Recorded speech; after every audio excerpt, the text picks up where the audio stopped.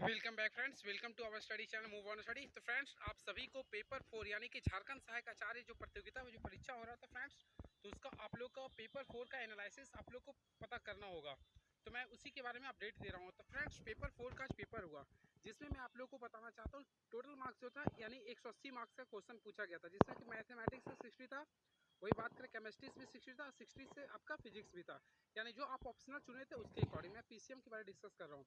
तो इसमें आप लोग को बता देना चाहता हूँ जो मैथमेटिक्स का जो क्वेश्चन था, आप लोग देख लीजिए सिलेबस क्या था। यानी कि algebra, differential equation, integral calculus, coordinate geometry, three dimension, trigonometry. तो फ्रेंड्स, ये जो सिलेबस दिया था ये केवल नाम का रह गया। यहाँ पर जो क्वेश्चन पूछा friends, just like out of syllabus पूछ दिया, जिसमें इनवर्स त्रिगोनोमेट्री का क्वेश्चन, चाहे वो डिटर्मिनेंट का क्वेश्चन, क्लियर है, इसके साथ वेक्टर का भी क्वेश्चन था, इसके साथ जनरल कंपटीशन का क्वेश्चन दे दिया था, जो टाइम टेकन का क्वेश्चन था, टाइम टेकन क्वेश्चन था, सीजीएल मेंस के लायक क्वेश्चन था, टाइम टेकन क्वेश्चन था।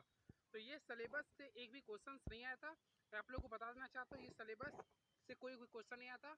आप लोग का जो क्वेश्चन आया था वो जनरल कंपटीशन लायक आया था, वो भी टाइम टेकन क्वेश्चन था, जिसमें आप लोग का अगर 60 मिनट की बात है ना, तो 60 से ज़्यादा टाइम लग जाता है इसमें, अगर सब्जेक्ट मैथमेटिक्स का देखा जाता तो। इसके साथ साथ इसमें जो इंटीग्रेशन, डिफरेंशिएशन और मैट्रिक्स का जो क्वेश्चन आया था, डिटर्मिनेंट का जो क्वेश्चन आया था, वो क्वेश्चन जो था वो 11-12 का भी कंसेप्ट वाला क्वेश्चन नहीं था, क्लियर है। तो जहाँ तक बोलेंगे आउट ऑफ सिलेबस ही था, क्लियर है। अब मैं आप लोग को बताना चाहता हूँ, बात करते हैं केमिस्ट्री का। तो फ्रेंड्स, केमिस्ट्री का जो सिलेबस था, केमिस्ट्री में जो सिलेबस था वो भी सिलेबस से क्वेश्चन नहीं पूछा गया। हाँ, लेकिन जो स्टूडेंट्स केमिस्ट्री का तैयारी करते थे एटॉमिक स्ट्रक्चर का, तो फ्रेंड्स इसमें क्वेश्चन आप लोग का न्यूट्रॉन से क्वेश्चन, इलेक्ट्रॉन, प्रोटॉन, न्यूट्रॉन निकालने के लिए दिया था। इसके साथ रदरफोर्ड के एक्सपेरिमेंट से रिलेटेड क्वेश्चन था। फिर बात करते हैं प्रिंसिपल क्वांटम नंबर से रिलेटेड क्वेश्चन था। फिर कैल्शियम का एटॉमिक मास क्या होता है, ये भी क्वेश्चन था, क्लियर है। इस कैल्शियम का एटॉमिक मास कितना होता है, फिर देखिए NaCl, तो NaCl का आपका एटॉमिक मास को रहने के 23.35.5, ये था क्वेश्चन से। फिर इसी पर एल्डिहाइड, कीटोन, ईथर से भी था। फिर संतृप्त हाइड्रोकार्बन, असंतृप्त हाइड्रोकार्बन यानी सैचुरेटेड, अनसैचुरेटेड से क्वेश्चन था। गिब्स थ्योरम से था, यानी थर्मोडायनेमिक्स से भी क्वेश्चन था। आइसोलेटेड सिस्टम, फिर आपका हो गया क्लोज सिस्टम। यानी कि केमिस्ट्री जहाँ तक की देखा जाए तो सही क्वेश्चन था। इसमें बायोमोलिकुल्स का क्वेश्चन, पॉलीमर्स का क्वेश्चन नहीं था। पी ब्लॉक्स भी क्वेश्चन था, क्लियर है। उसके साथ डी ब्लॉक्स का भी था, जिसमें क्रोमियम का इलेक्ट्रॉनिक कॉन्फ़िगरेशन से रिलेटेड क्वेश्चन था, क्लियर है, जिसमें आप लोग जानते हो 4s1 और 3d5 का कंसेप्ट वाला था। तो जहाँ तक कि देखा है तो केमिस्ट्री अच्छा था।